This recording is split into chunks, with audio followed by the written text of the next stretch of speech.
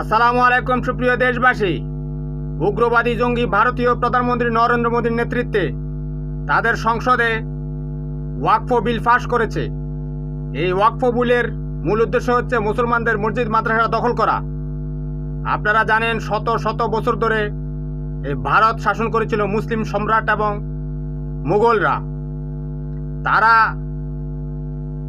কোটি কোটি শত শত কোটি ডলারের সম্পত্তি ওয়াকফ করে রেখে গেছেন মসজিদ এবং মাদ্রাসার নামে, যেগুলো দান করে গেছেন।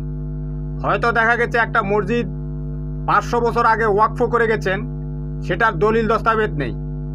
এখন উগ্র ভারতীয় হিন্দুত্ববাদী জঙ্গিরা সেই মসজিদ দখলে নিয়ে নিবে, কারণ সেই মসজিদের তো কাগজপত্র দেখাতে পারবে না। এ দিয়ে ভারতরা এক ডিলে দুই পাখি শিকার করবে। মুসলমানদের মসজিদ মাদ্রাসা দখল করবে, প্রতিবাদ করলে মুসলমানদের উপর গণহত্যা চালাবে।